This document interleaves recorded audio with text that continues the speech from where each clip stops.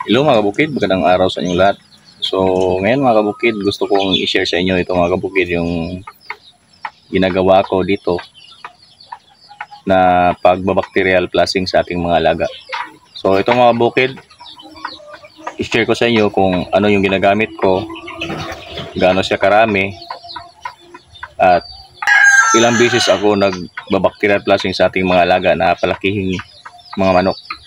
So halika kayo mga kabukid, umpisa na natin to.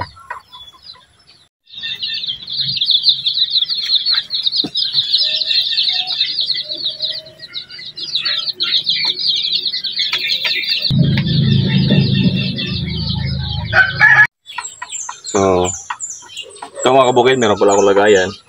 So ito ay doon sa ating mga 2 months old, ito sa 1 month, at ito naman sa ating day old. So ito pala yung ginagamit ko mga kabukid. Ito yung pa-antibacterial natin. So merong, ito buo yung isang-isa, kunti na lang. So at meron ding isa, ito mga kabukid, para sa ipot na namumula, yung may dugo. So ito yung ating pang depensa sa kanila na hindi magdugo yung ipot. At ito naman para sa mga lagnat-lagnat ng ating sisiw na may halong antibacterial. Then ito rin, meron naman itong antibacterial dito nakalagay. So itong mga kulay na ito mga kabukid, alam nyo rin itong produkto na to. So disclaimer lang mga kabukid, hindi tayo endorser ng mga produktong ito. Ito ay i-share ko lang sa inyo. So ganito lang yung paggamit ko dito mga kabukid. So magtataka ka kayo kung bakit ganito lang karami yung ginalagay ko. So ito lang mga kabukid, ganyan lang. So lagay natin tig-isa.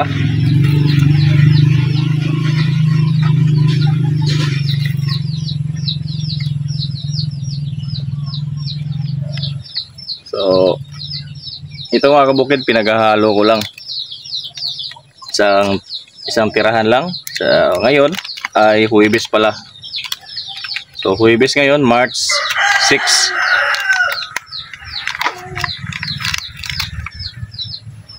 Ganun pa rin karami mga kabukid. Yan o.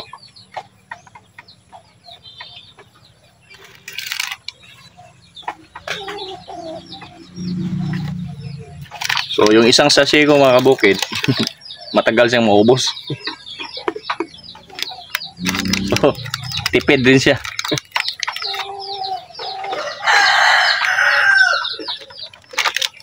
So yan. Lagyan na natin ng tubig mga kabukid.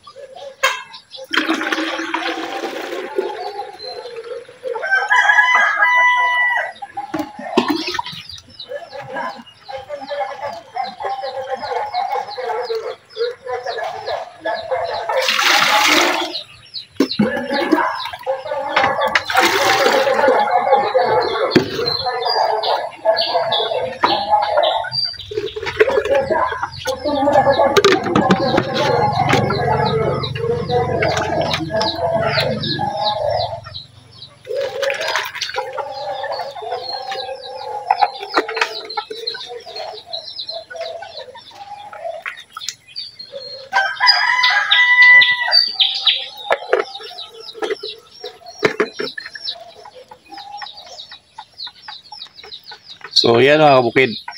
Ito mga kabukid, matagal ko na itong ginagawa. So halos isang taon at kalahati na rin. So ito lang yung paulit-ulit kong ginagawa dito sa aking mga palakihing manok. So nakapagbenta na rin tayo. So ito mga kabukid, sa isang linggo, 2 beses ko itong ginagawa. Minsan Miyerkules at saka Linggo. Minsan naman Huwebes at saka Linggo. So yung mga araw na yon, doon lang ako nagbabacterial at naglalagay ng gamot din para sa ipot nila na hindi namumula. So ulit-ulit lang yun mga kabukid. So base naman sa aking experience, sa aking napuna ay epektibo naman siya. So ngayon mga kabukid, ipainom na natin sa ating mga alaga. So ito mga kabukid, yung nandito, ito yung ating mga palaking sisyo. So ito yung mga papisa natin nung katapusan ng February. So yan, malalaki na rin sila mga kabukid. So 6 days na rin sila. So yung kasunod sa kanila 5 days, yung 11 na piraso.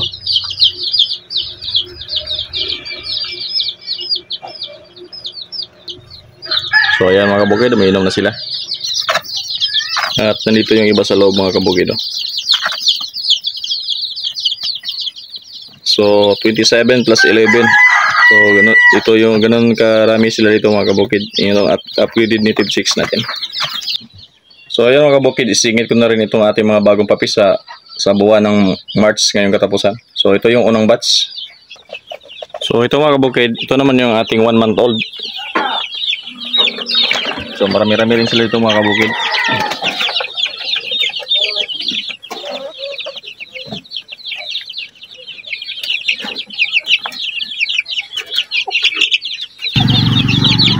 So ayan sila mga kabukid. Ito na yung ating mga 1 month old. So masikip na rin sila dito mga kabukid. So sana lumaki sila na maayos mga kabukid para may binta na naman natin sila. At yung nandito mga kabukid, ito naman yung ating mga 2 months. So marapit na natin itong ibinta mga kabukid.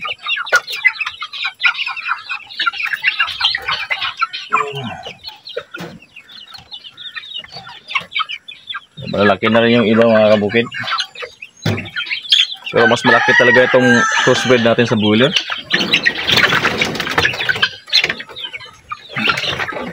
Ang bilis lumaki mga kabukid yung crossbred natin sa broiler mga kabukid. Yan mga kabukid. Ito 2 months. So tingnan nyo mga kabukid, para siyang native. 2 months mga kabukid, ang laki talaga. Ito yung magandang breed.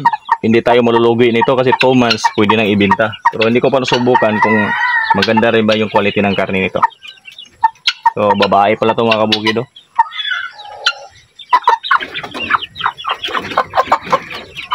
So ito mga kabukid, meron tayo dito. Ito kasi nangyari sa kanyang tuka.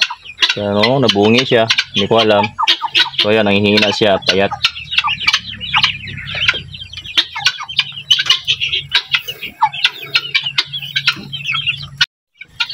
So ayan sila mga kabukid. Ito yung ating 2 months old.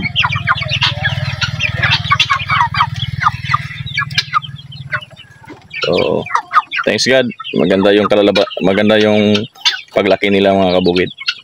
So itong mga batch na to mga kabukid, ito pala yung maraming ng mortality natin sa mga sisiyo. Kasi doon sa ating brooder, meron tayong sinubukan. So nagkamali tayo doon. So okay lang. So ngayon, yung binubrood natin ng mga sisyo, hindi ko na ginawa yun ulit. So para hindi na maulit yung nangyari dito sa batch na to. So, marami rin ito mga kabukid, halos 60 lahat ito sana. So kaso lang marami, halos kalahati yung nawala. Pero okay lang mga kabukid, parte lang yun natin pag-aalaga. So at least nalaman na natin na mali pala yung ganun na estilo. So singit ko na rin mga kabukid. Ito pala yung ating mga 3 months mga kabukid. So yan na lang yung natira sa ating 3 months old na mga palakihing manok. So 10 lang sila natira dyan sa loob.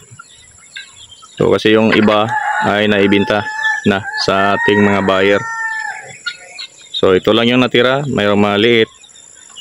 So nasa 3/4 na lang yung kilo dito. So dahil nakapagbinta tayo mga kabukid, share ko na rin sa inyo mga kabukid yung ginagawa ko ngayon na pabahay.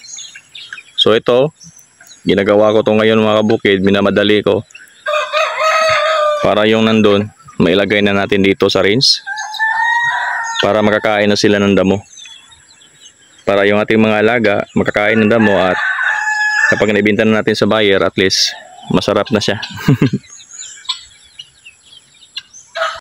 So yun mga kabukid, yun pala yung ganun lang tayo mag bacterial flushing sa ating mga alaga. So 2 beses sa isang linggo, ulit-ulit lang yun mga kabukid. So ganun lang karami din yung ating ginagamit na antibiotics. So base naman sa aking experience mga kabukid, okay naman siya. So mild lang yung ginagamit ko, hindi siya masyadong matapang. So nakakatipid rin ako mga kabukid.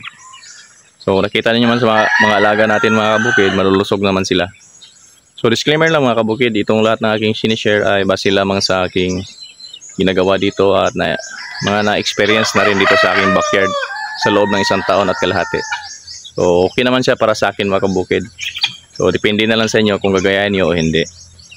So hindi tayo eksperto mga kabukid sa larangan ng pag-aalaga ng mga manok. So isa lang akong baguhan pero nagsusumikap na sana balang araw maging successful din sa pag-aalaga ng mga native na manok.